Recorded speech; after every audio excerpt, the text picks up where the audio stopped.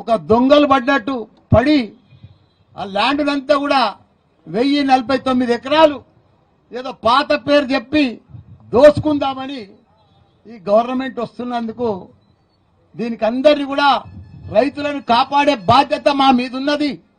తప్పకుండా రైతుల వెంబడి మేము ఉంటాం. మా కేసీఆర్ ఉంటాడు, మా కేటీఆర్ ఉంటాడు. రైతుల రాజ్యం మన టిఆర్ఎస్ ప్రభుత్వం అప్పుడు ఉన్నప్పుడు బ్రహ్మాండంగా జరిగింది. కానీ ఇప్పుడు కాంగ్రెస్ వచ్చిన వద్దుగా బాధలే బాధలు, బాధలే బాధలు, కబ్జలే కబ్జలు, కబ్జలే కబ్జలు. దీనికి ఈ రైతులను భరోసా నింపేందుకు, కాపాడేందుకు మన ఆపద్ బాంధవుడు, మన టైగర్, మన ఆర్ఏ ప్రవీణ్ గారు, పెద్దలు గౌరవనీయులు, అదే మాదిరిగా మన లక్ష్మారెడ్డి అన్న గారు, మన వైస్ చైర్మన్ మన మధుకర్ గారు, అనిత గారు, మన ముడిచింతలపల్లి చైర్మన్ మన రవి గారు, మన అనిత, మన ఎల్లుబాయ్ అమ్మ గారు, మన మేయర్ కావ్య గారు, చైర్మన్ ప్రణీత గారు, కొండల్ గారు, మిగతా టిఆర్ఎస్ నాయకులు, పెద్దలు, చైర్మన్లు, కౌన్సిలర్లు, సర్పంచ్లు, స్థానిక నాయకులందరికీ కూడా, పత్రికా మిత్రులకు కూడా పేరు పేరున నమస్కారం. నాకు బాగా తెలుసు, నేను మంత్రి ఉన్నప్పుడు కూడా ఈ ల్యాండ్ విషయం నా దగ్గరకు వచ్చింది. నేను కలెక్టర్ ఆఫీసులోకి పోయినా, అప్పుడు కూడా ఆపినా. అప్పుడు కూడా ఇదే రవి, ఈ సత్యనారాయణ రాజు, వీళ్ళందరూ కూడా, రమణ, వీళ్ళందరూ వచ్చారు నా దగ్గరికి. దీనికోసం మొత్తం అవగాహన ఉంది. కానీ మొత్తం అప్పుడు ధరణి ఉన్నప్పుడు పర్ఫెక్ట్ గా ఆ భూమిని కాపాడడం, వాళ్ళు కూడా భరోసాతో ఉన్నారు. కానీ ఇప్పుడు కొత్తగా భూభారత్ వచ్చింది. భూభారత్ అంతేంది, కొత్తగా కాంగ్రెస్ వచ్చిందంటేనే కబ్జా, కాంగ్రెస్ వచ్చిందంటేనే బస్ దోపిడీ. ఎక్కడ చూడు నువ్వు తెలంగాణ రాష్ట్రం అంతా కూడా వాళ్ళకు రైతులకు న్యాయం చేస్తామని గవర్నమెంట్ వచ్చింది. అంతటా న్యాయమే, ప్రతి జాగలో ఎగ్గొట్టేదే రైతులను. వాళ్ళు కాంగ్రెస్ అంటేనే కాంగ్రెస్ ఎగ్గొట్టేది. మీరు ఎక్కడైనా చూడండి. ఇప్పుడు మన రంగారెడ్డి జిల్లా, మేడ్చల్ జిల్లాల 1 కోటి ఎకరాల చిల్లర 22A తీసుకొచ్చింది. ఆ 22A అంటే అర్థమే కాదు. మరి 22A సీఎంకు తెలియదా, కలెక్టర్లకు తెలియదా, రెవెన్యూ మంత్రికి తెలియదా? ఇది ఎందుకు వచ్చింది 22A? ఎన్నడూ లేని 70 సంవత్సరాల సంది పట్టాలున్నాయి, వ్యవసాయం చేసుకుంటారు, పాస్బుక్లు ఉన్నాయి, ధరణి ఉన్నాయి, ఆంధ్రప్రదేశ్ పాస్బుక్లు ఉన్నాయి, కొత్త పాస్బుక్లు వచ్చినాయి, భూభారతి వచ్చినాయి. కానీ 22A అడికెళ్ళి వచ్చింది, ఎందుకు వచ్చింది, ఎవరు తెచ్చిర్రు? వీళ్ళంతా నిద్రపోతుర్రా? ఏం చేస్తున్నట్టు గవర్నమెంట్? ఇంతమందిని అల్లకల్లోలం రియల్ ఎస్టేట్ వ్యాపారస్తులను, భూస్వాములను, వ్యవసాయం చేసుకుంటున్నాను, రైతులను, ఏదైనా చిన్న చిన్న ప్రతి ఒక్క దాంట్లో 22A. మళ్ళా వాళ్ళే ఎంఆర్ఓ తానికి వెళ్ళి, ఆర్డీఓ తానికి వెళ్ళి, కలెక్టర్ తానికి వెళ్ళి, మంత్రి, ప్రతి పైరవ్ చేసుకొని మళ్ళా రౌండ్ గా చక్రం కొడితే గానీ అది బయటికి వస్తలేదు. నిన్న మాత్రం దయదలిచి కనుకరించిండే మన సీఎం, నేను 22A ఉంటే అందరినీ కాపాడుతా అని. చాలా మంచి మాట చెప్పినావు. మరి 22 ఎట్లా వచ్చిందో నువ్వు ఎంక్వైరీ చేయవా? నీ బాధ్యత కాదా? నువ్వు సీఎం కాదా మన రాష్ట్రానికి?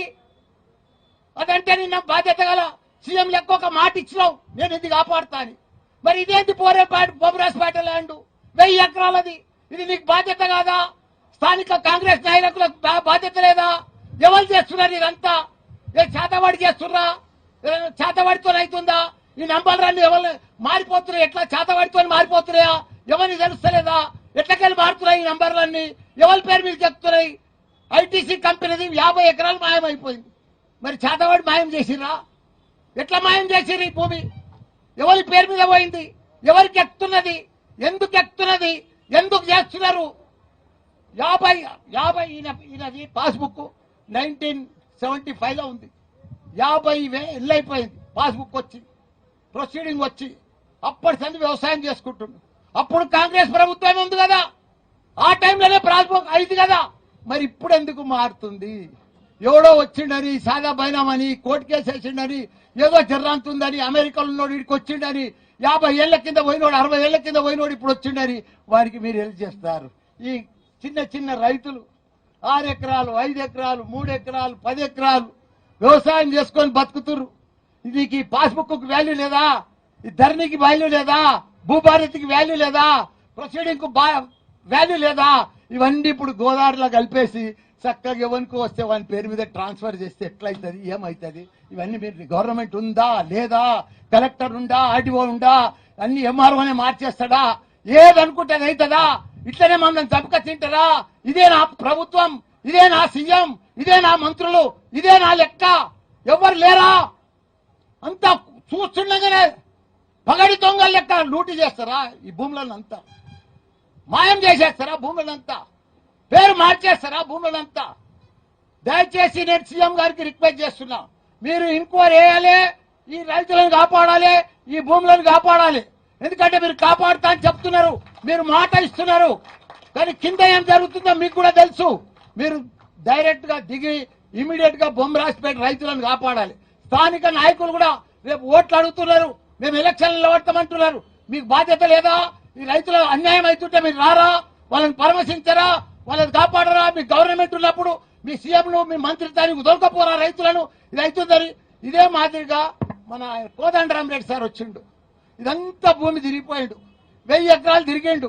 ఆయన రిపోర్ట్ కూడా ఇచ్చిండు గవర్నమెంట్ కు, ఈ రైతులకు వీళ్ళకే న్యాయం జరగాలి, ఈ భూమి వీళ్ళకే ఉన్నది, ఈ పట్టాలని వీళ్ళే, వీళ్ళది కరెక్ట్ అని చెప్పి రిపోర్ట్ కూడా ఇచ్చిండు. మరి కోదండరామరెడ్డి సార్ ఇచ్చిన దానికి కూడా వాల్యూ లేదా? ఆయన వచ్చిపోయిన దానికి కూడా లేదా? ఆయన ఒక ఎమ్మెల్యే, ఎమ్మెల్సీ, ఆయన కూడా పెద్ద మనిషే. మీ పార్టీలో దాంట్లో కూడా పార్ట్ ఆఫ్ ఉన్నాడు కదా. అంత పెద్ద మనిషి కూడా ఈ పేద రైతులను కాపాడుతందుకు వచ్చినప్పుడు మీరు ఆయన మాట కూడా వినరా? దయచేసి నేను గవర్నమెంట్ కి చెప్తున్నా, ఈ భూమి మీరు కాపాడే బాధ్యత, రైతులను కాపాడే బాధ్యత మీది.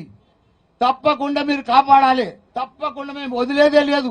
బొంబిరాజ్పేట రైతుల తరఫున టీఆర్ఎస్ ప్రభుత్వం ఉంటుంది, మా కేసీఆర్ కేటీఆర్ ఉంటాడు, మేము వాళ్ళకి అండా నిలబడతాం.